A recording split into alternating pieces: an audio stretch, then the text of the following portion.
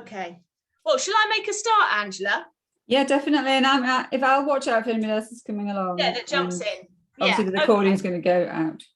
Okay, brilliant. So good morning, everyone, or good evening or afternoon, depending on when you're watching this, especially if you're watching on the replay. So I'm Gila Archer, and I'm not going to tell you too much about myself at the minute because I'm going to tell you my story during this session and you'll find out a bit more about me then. I want to just get straight off. I'm going to share my screen and I'm talking with you this morning about Bitesize Pilates, transforming your mind and body with Bitesize Pilates for busy professional women. So I'd like to start off by asking you a question. Have you ever said to yourself, I should really do more exercise, but I just don't have enough time? Or I really need to exercise more, but I'm just too busy. And if you're here live and you want to put in the chat box or anything, yes, if that resonates, fine. And I'm going to ask you a couple more questions just to be thinking on, how often do you exercise during the week? How often do you do it? How often, if you're sat at a desk, depending on what sort of job you do, you might be sat at a desk in an office or at home for quite a long time. Do you ever find your back aching? And you just like sat for hours and you suddenly, you sort of get fixed in a position. Or even if you do a standing job and you're on your feet all day, by the end of the day, everything is just aching. And the next question I'm going to ask you is, do you enjoy exercising? And I'm going to come back to all of these points as we go through, but I wanted you to just think about it right from the very beginning, right from the off, as to if this is something you have ever said to yourself before. So it's something I said to myself all the time, and I will come and elaborate on that a bit more in a minute. I'm just going to get us to think a little bit about exercise.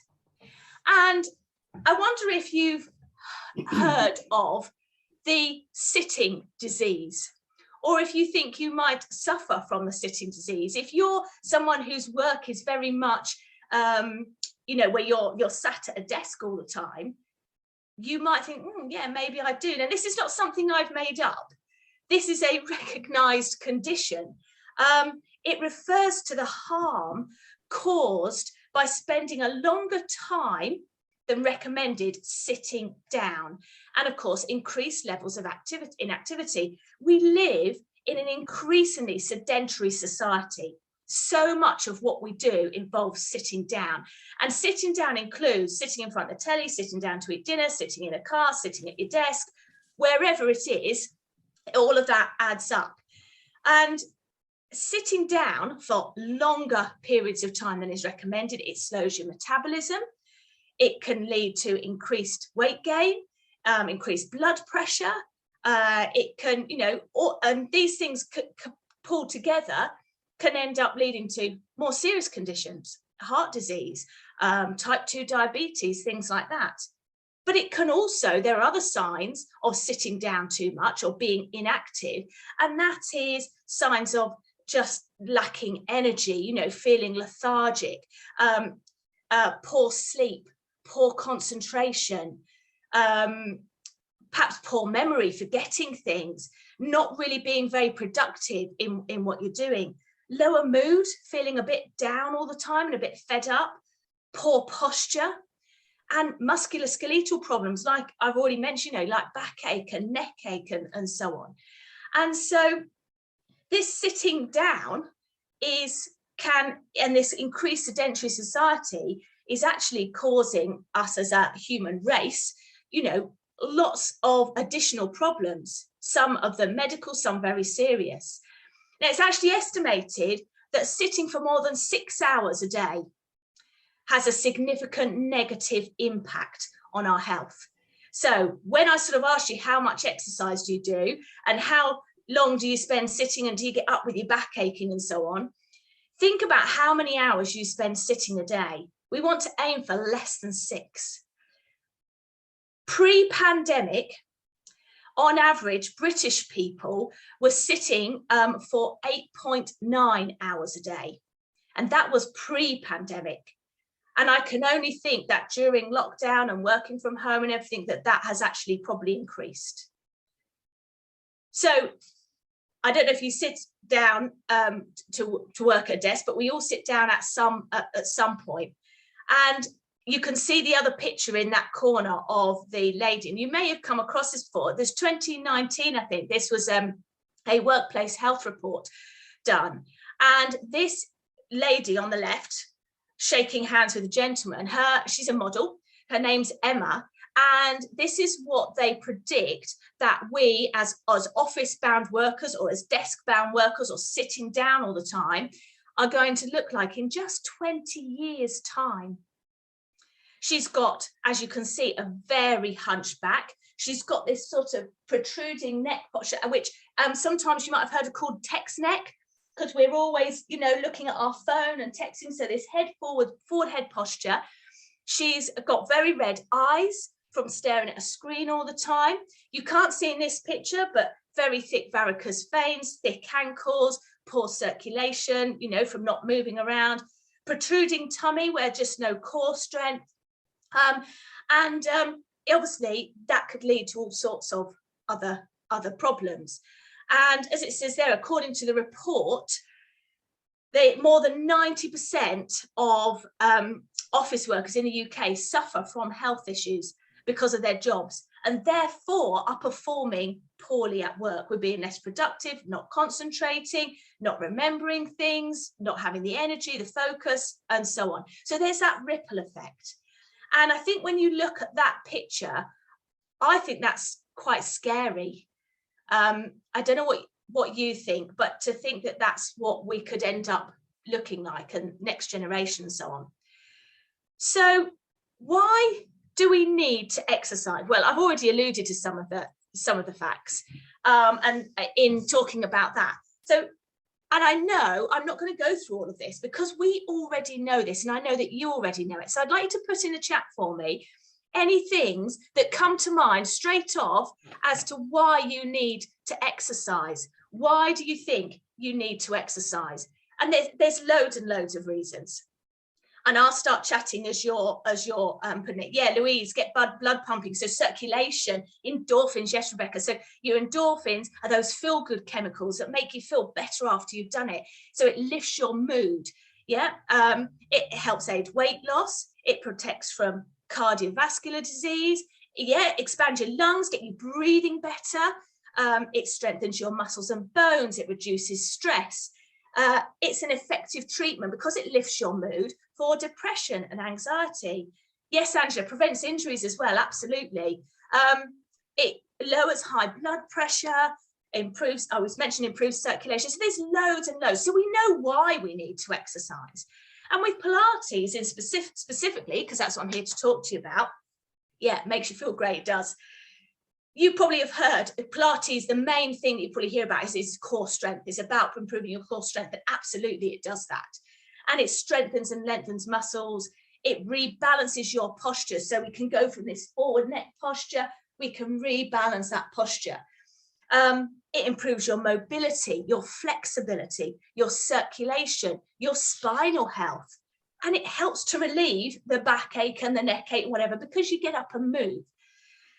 And so there might be, so we know that, but there's probably some unseen benefits of Pilates as well that I'd like to just bring to your attention. There may be things you've heard about. And I know, Rebecca, when we were just chatting before we got started, your first thing you said was, when you've done Pilates before, it releases the tension in your body. We hold a lot of tension in our body during the day, and it builds up and builds up. We can hold it in our neck and in our shoulders, in our muscles. And by moving, it releases that physical and emotional tension. It clears your mind and improves your thinking. And this has always been the biggest thing for me. I started doing Pilates before I qualified as an instructor. I started doing Pilates back in 1998, something like that. So a long time. And I was a primary school teacher and busy all day. And you'd get to the end of the day and your mind could just feel frazzled and you just thought, oh, I can't concentrate on anything else. And I'd go to Pilates, sometimes even with a headache, because my mind just felt so heavy and I couldn't concentrate. And you know what? Guaranteed, every time I finished that Pilates class, all those problems that I had before, everything that just seemed impossible beforehand, now was okay. It was like, oh, well, that's not as bad as I thought it was actually. And my headache's gone. And I think, you know, you take the time to just not think about all of those things and give your mind a rest. And with Pilates, one of the reasons I like Pilates, it's a bit like for me, and you might find the same if you've done Pilates, a moving meditation, because you have to concentrate so much on what you're doing and your body and your breathing and what arm and leg you're doing and which way it's going here and holding in your core and everything. Actually, you can't think about anything else. Nothing else pops into your head. And by that very nature, it means you give your mind a rest from all the busyness of the day. And of course, following on from that, it improves your mental health. And that is so important, especially after the last couple of years, for us to really, you know, that's really been highlighted, is the importance of our mental health. It increases your energy levels. So by breathing and by, moving, you're increasing that blood circulation. You're getting more oxygen-rich blood into the body. And that oxygen-rich blood goes to the brain, helps you think better, helps you concentrate more. It all has that knock-on effect. It decreases stress, again, because you get that endorphin release, you feeling good about yourself, you've spent some time, and as I just said, you don't then worry about all that busyness. It all then seems that bit more manageable. It boosts your immune system as well, because by moving and getting the blood circulating, you're also getting your lymphatic system moving as well. And that's really important to release toxins, remove toxins and just clear out your body. And Pilates, with Joseph Pilates, is always about getting fresh, oxygen-rich air into your lungs and then expelling all that stale air. That we do. And at the bottom there, I've put improve your lung capacity, because in Pilates, one of the big focuses, it's always one of the things I say to my clients, it's one of the hardest things to get is the breathing in Pilates, but it's a real crucial element of Pilates. It's all about our lateral breathing. So we don't breathe from, often we can be quite lazy with our breathing, and we just breathe into the top of our chest, or we can breathe into our belly.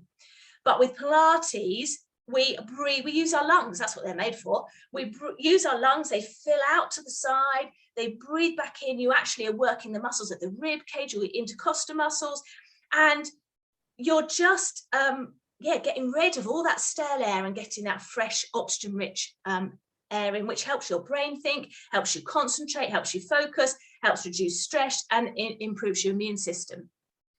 Balance is another thing which is really, really important, especially as we age. Balance relies on functions of your sight, your vestibular system, as well as the strength of your muscles and body, and the proprioception, so understanding where your body is in space. And as we get older, our vision can decline, our hearing can decline, and maybe our muscle strength can decline, which then means that we're more likely possibly to fall or to trip and not be able to regain our balance. But the good thing is if you practice your balance and you keep maintaining these neural connections and everything in your body, you can improve it. And so that's a really important thing I often work with clients on. And it improves your cognitive functioning because you are making these neural connections all the time. And there is research with all of this, by the way, all of these things I'm mentioning are not just things that I've experienced or my clients have experienced, or you might have experienced, because that's all true, but it's all backed by scientific research as well. And some of the research they've found with the cognitive functioning, it increases the blood flow to the brain, more oxygen to the brain helps that work, and it increases the density of white matter in the brain as well, which is crucial to brain health, okay, because it allows the neurons to communicate. It improves your sleep. And I've actually done a specific Pilates workout on my YouTube channel for better sleep, and loads of people say they do it just before they go to bed and they just have the best night's sleep they ever ever had, because it just switches everything off, just relaxes you, just releases that tension. Everything that's been going on during the day just goes away. Oh, and you can breathe again, and you can relax and enjoy your sleep. And all of this is going to improve your self-esteem. You have that feel-good factor straight after. As you feel more confident, you're standing taller, you're standing stronger, you're feeling good about yourself because you've done some exercise. And so that all then has a knock-on effect. Okay, so it's a bit like movement is medicine. Yeah, it just helps with so many things. Now, if we get all these benefits from exercise, and then specifically Pilates, why don't we do it consistently or regularly? Why do we take our health for granted until something goes wrong, until your back starts aching, or your back goes and you can't move, or something else happens? So I want you to just have a think. What is your biggest obstacle to being able to do exercise regularly?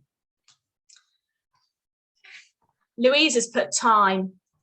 Yeah, Louise, that is the most, from my experience, when I ask women about this, that's the most common thing that comes up is time. And I'm going to share with you a little bit about my story now. Time was my biggest obstacle too. Okay, so going back, I was brought up in a very, very active family. We went walking, we'd go, if we went on holiday, we'd go canoeing, we'd go, we'd climb mountains, we'd do all sorts of things. And apart from that, I also did gymnastics. I competed at gymnastics at national level right up to the age of 23, which is quite fairly old for gymnast. I did dancing. I used to train 13 hours a week. I loved my dancing. I had swimming lessons and so on, but gymnastics and dance were my big thing. Every day I did, something. And I loved it. And as you're growing up, that was what I thought was normal. And I carried on doing that. As I trained to be a teacher, I carried on training with my gymnastics and my dancing. I trained to be a gymnastics coach. I coached gymnastics. I then coached trampolining. I did that. I then started my job as a teacher. I then taught PE. That was my main subject. I taught gym. I taught dance. We did gym and dance plays. I did gym clubs. I did gym competition. My life was just in that world of being very active. I then also trained to be a Pilates instructor back in 2003. And I started teaching my Pilates classes. So I'd teach all day. We'd be doing PE. We'd be doing those sorts of things. I'd get home. I'd teach Pilates. I'd go and do circuit training classes. I'd do dance classes. I'd do all sorts of things. So I'd only ever known an active lifestyle. That was my identity. Then get to 2010, started a young family. So I was married. I was working this time now as a PE consultant. So I was going into schools and supporting other teachers in delivering PE lessons. And I started a young family, and I had 3 children under the age of 3. So by the time it got to sort of fast forward a little bit to 2016, I had 3 children, a 2-year-old, a 3-year-old, and a 5-year-old. And at that point, we decided as a family that I would stay home. I'd sort of pause my career. So I left my job and I'd stay home and just enjoy being with my children, which I love doing. I don't regret at all. And I would also help my husband with his business. So that's what we'd agreed. But after a while, what I didn't realize at that point was that actually that decision had a big impact on me for the next couple of years. So if people said to me, "Oh, hi, Gila, what do you do?" Most people do that, don't they? Say, "What do you do?" I said, "Well, I'm a mum. I'm a mum to Toby and Daisy and Brooke, and I help my husband in his business." I did a bit more than just help, but I just played it down. That was me. But I never sort of said who Gila was. That Gila that was always doing, was active and enjoyed doing all of that, I didn't do anymore. Because I had the children to look after and I had my husband to support. And in that decision, I sort of lost who I was. I didn't realize that at the time. I sort of lost who I was. And I got to the point where my back was aching. I felt tired. I just didn't have any energy, to do anything. By the end of the day, with the 3 children, I was just shattered. I'd, get up in the morning, just put the same clothes on as the day before, because it just saved making a decision about what to wear. And that was my life. I lived to look after my children and support my husband. And I knew that I wanted to get back to doing something. I knew I'd feel better about it. I knew the benefits of doing that. Now, all this time, by the way, I was still teaching Pilates. But when you teach Pilates, it's not the same as doing it, because you walk around, you help people and so on. And I was doing it for them. I never did anything for me.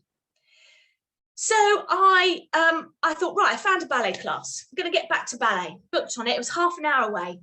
Right, that's half an hour there, an hour's class, half an hour back. That's 2 hours where I need childcare.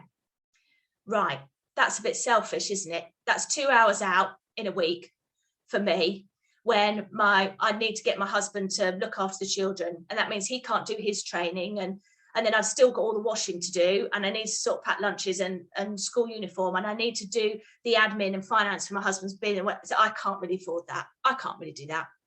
And even though I booked it and paid for it on occasions, I would very often get to it and talk myself out of it and say, no, I can't go. I can't afford that time. I'm too busy.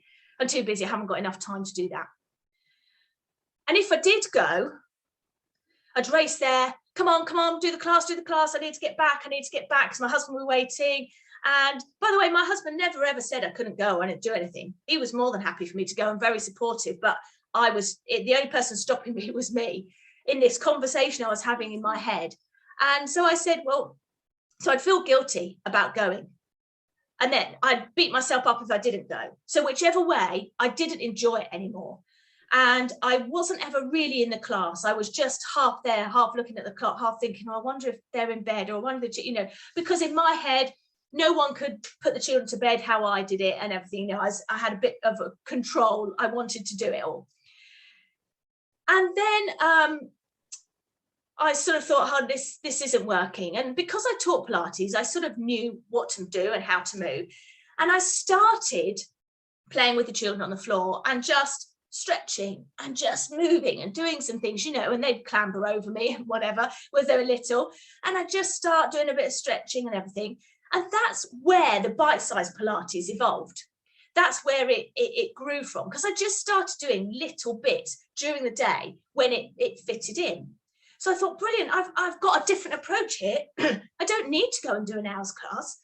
Excuse me. And by the way, research also shows that you don't need to do an hour's class of exercise in order to get the benefits of exercise. Actually, short, regular sessions are far more beneficial.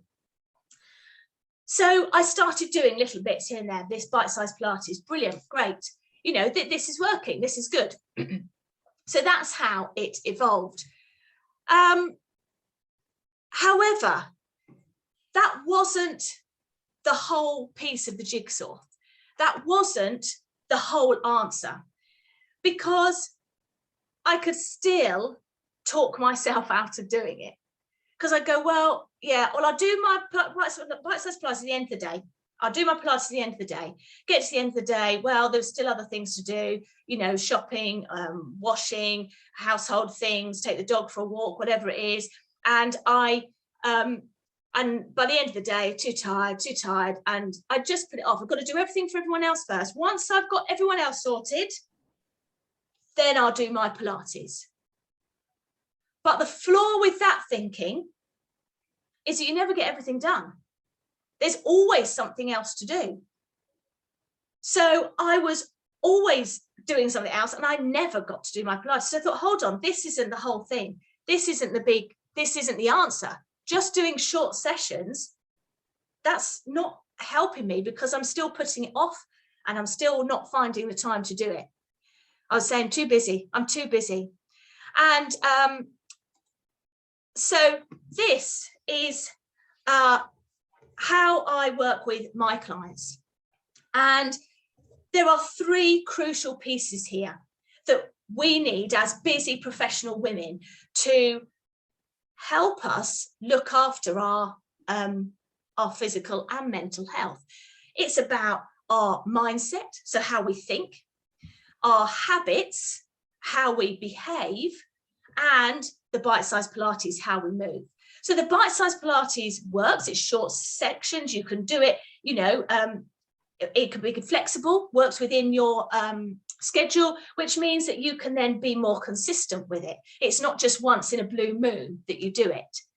But we also work on thinking about our mindset and our self-integrity and our self-respect and our self-love, and knowing that we are just as important as everyone else, and we can prioritize ourselves.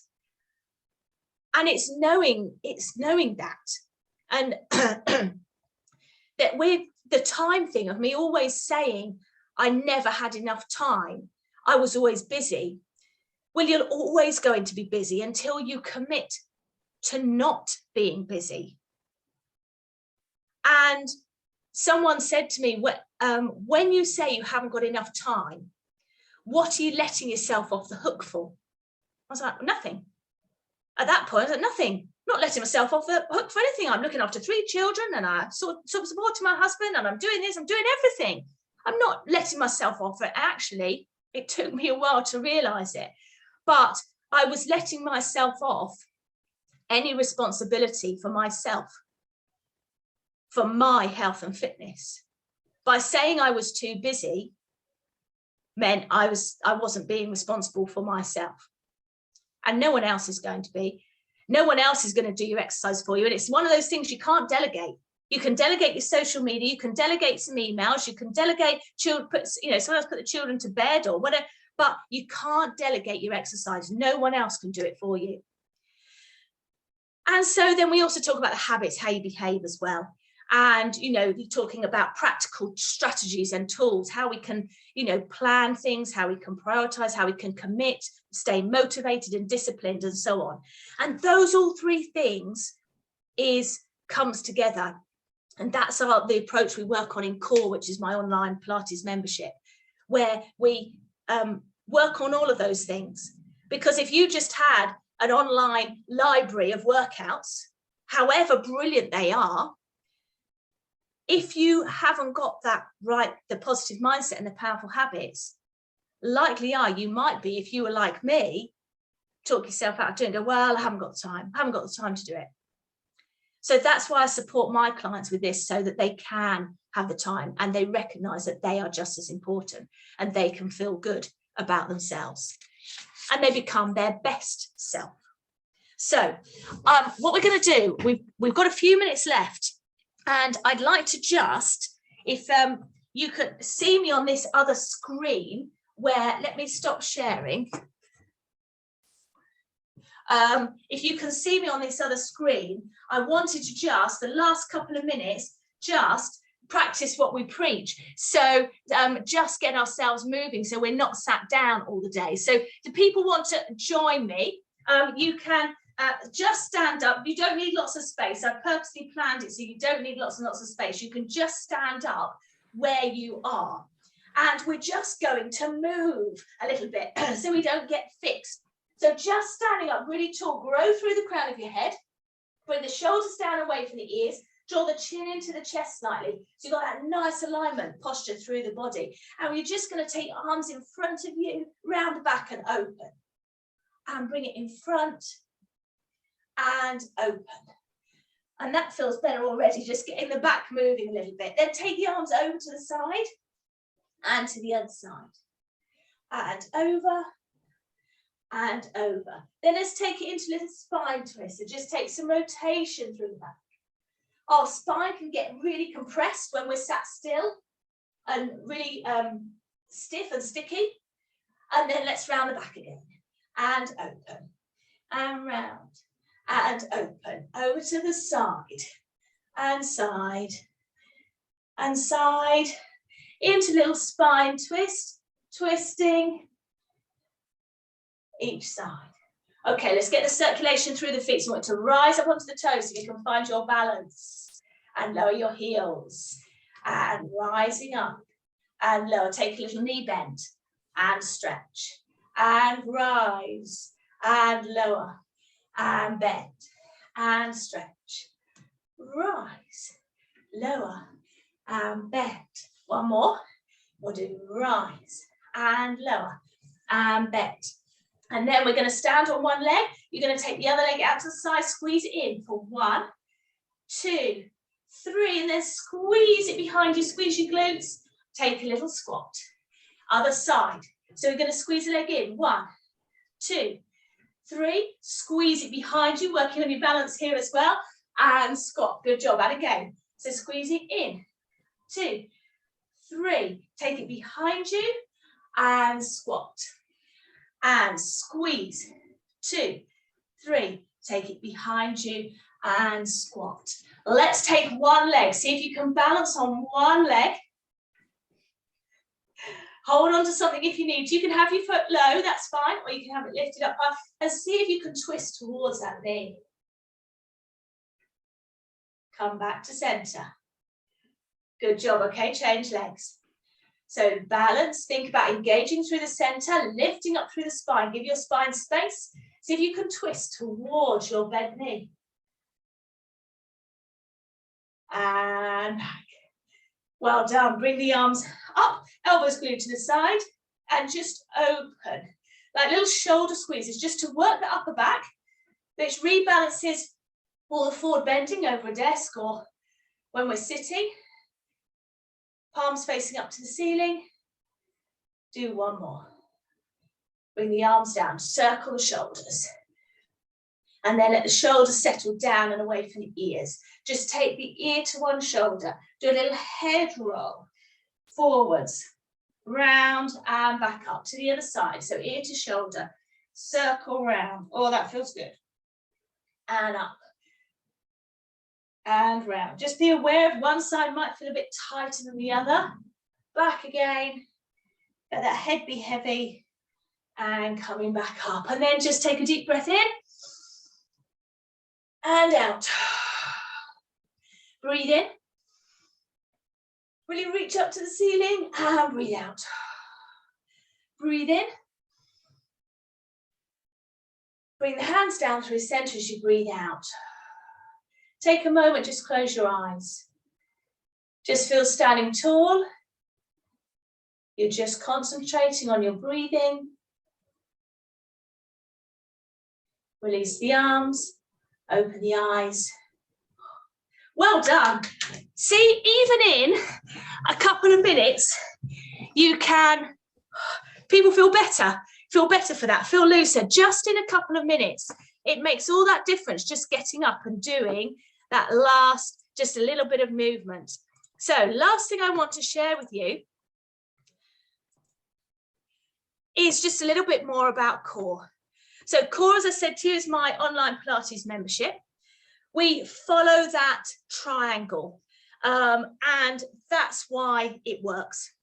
It's the most effective way to look after your health and fitness as a busy professional woman. You've got bite-sized Pilates, short little workouts tailored to your ability. I give you a monthly program and progress tracker, and that's something my members say is just takes all the decision making out of it. They don't have to scroll through YouTube and try and find, you know, what workout to do and waste time doing that. They know exactly what they're doing and they just head straight for it. They have so many other things to think about. It saves them all that time. I do a live session with you as well, just like we've done now. And we do a live mindset session as well, working on those positive mindset and those powerful habits. There's monthly challenges as well, which is optional and helps just keep you motivated. We have a Core community, fabulous group of like-minded, busy women. And I have one-to-one calls you through the year to help you keep on track with your goals. You're here with me now. So I'd like to offer you a 14-day, 2-week free trial in Core if you are interested. It's something you think, yeah, this could be for me. This, you know, this sounds like me. This is something you're interested in. if you're a busy woman. So if you just imagine, just for a second, and close your eyes if you want to, that you're a fit, strong woman. You've got plenty of time and energy to exercise. You stand tall and confident, knowing that you value your health and fitness. And you feel better for it now, and your future self will thank you too. You enjoy exercising, and it happens really easily. It's just as easy as brushing your teeth every day. You don't have to think about it. It just happens as part of your day. You don't have to decide, make decisions. You love yourself enough to exercise and take responsibility for your health and fitness. You're strong, capable, and your mind is clear and calm. And that feels good, right? And you can feel like that, you know, with Core and lots of my members. There's lots of videos I've done recently with interviews with my members, and they will share how it's helped them as well. So if you're interested, the link is the link in the chat, Angela. Oh yeah, Angela, thank you, Angela. Let's just put the link in. So if you're interested, I've never offered a 14-day free trial before. Never. So this is your exclusive opportunity to come in, try it out for you, see if it's right for you for a couple of weeks. And I will chat to you one-to-one, and we can talk about your goals and how I can help you. If you've got any questions, then we're posting them in. You can post them here, but we'll put them in the Facebook group. Is that right, Angela? And then I will take another time where I can answer any of those questions. Yeah, we will. Yeah, we'll definitely be going into the chat, into the Facebook group, the other Facebook group. This recording will go in as well if somebody wants to watch it again. And, because sometimes it's like, well, it's important, isn't it, to get hold of all the information. So you can go and watch it again as well. And then that link will also be posted there. And if anybody's got questions in there, we can have an opportunity where I can ask you questions, talk, answer any of those things. And other questions that people have asked you that you haven't managed to cover. Now we can put all that in the other Facebook group. Yes. So anything else, even if it comes to mind afterwards or anything, please just ask me. And thank you for engaging in the chat and everything as I've been chatting. And I hope you've enjoyed that, and you're feeling even just sitting up a bit taller, a bit straighter now, ready to concentrate and be productive for the rest of the day. There's loads more speakers to come. Please make the most of them in this wonderful event that Angela and Philip have put on. And thank you very much, Angela, for giving me this opportunity to come and talk at the event. So thank you. You're very welcome. It's been absolutely brilliant. I've learned loads myself, so thank you for sharing all of that, and look forward to seeing more of you, definitely. Good. Have a lovely rest of your day, everyone. Thank you. Bye. Thank you. Bye.